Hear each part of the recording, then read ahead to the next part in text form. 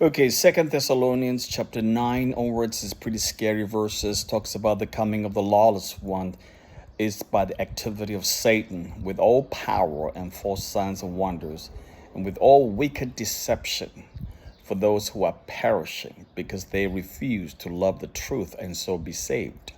So remember that if you refuse to love the truth of the Bible, of the Lord Jesus Christ, the Son of God, you will perish. And the difficult thing is this really very, very, very scary is the fact that God gave certain group of people over. That's a language. I would just touch on this one first. The Westminster Confession actually says that this is a very dense language, okay? As for those wicked and ungodly men or women and women, whom God is a righteous judge for former sins, doth blind and harden from them, he not only withholds his grace whereby they might have been enlightened in their understandings and brought upon in their hearts, but sometimes also withdraws the gift which they had and expose them to such objects as the corruption makes occasion of sin. Okay, for example, this is a really scary part of it. So the one that I talked about is with all gives them over to their own lust, the temptation of the world, and the power of Satan. To be given over by God is a really, really scary thing, a dangerous thing. I hope you guys would, none of us will be in that category. Let me say who is in that category. Those people who deconstructed God, Christianity, who've experienced the grace of God and walked away from Christ, walked away from church, they are the potential candidates for that category. This is the worst thing can ever happen, because when you come to the level when God gives you over or give them over, there's a bottomless pit awaits. There's no return. That's a really scary thing. See, so that's why Second Thessalonians chapter 2 verse 10 to 12 say, the coming of the lawless one by this activity of Satan with all power and false signs and wonders, with wicked deception who are perishing, they refuse to love the truth and so be saved. It's almost a double-sided coin, right? Because they refuse the truth. And the devil comes in through his lawless one. The lawless spirit is already operating in this world and bringing in this wicked deception. See, people walked away from God because of deception. Okay?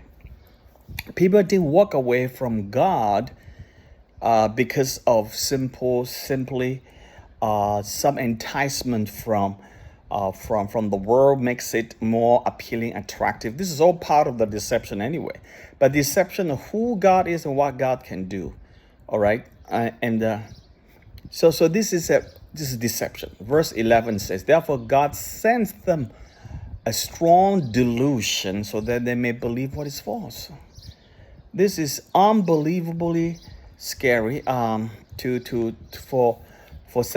Paul to write that, it is truly incredible. This is Second Thessalonians chapter 10, right?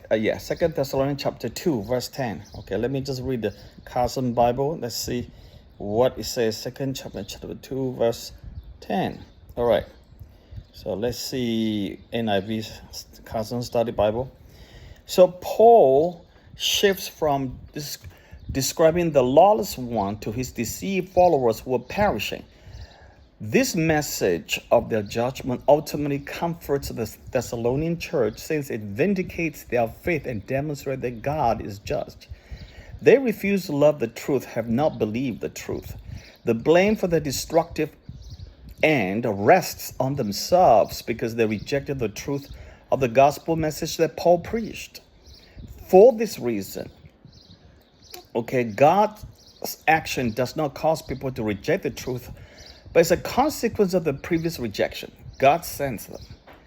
Now, Paul similarly speaks of the God giving sinners over to their own sins, like Romans 1:24. Therefore, God gave them over in the sinful desires of their hearts to sexual impurity for the degrading of their bodies with one another.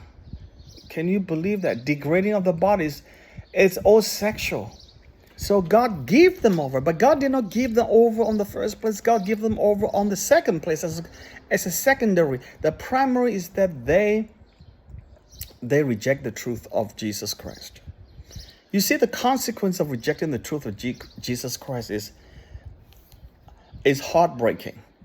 Okay, so this is a really, really important thing to understand, that we can pray for our loved ones. If any of your friends, community, and loved ones walked away from Christ and been deceived by the spirit of lawless ones, the Antichrist, by the activities of Satan, pray with all your heart and mind and soul.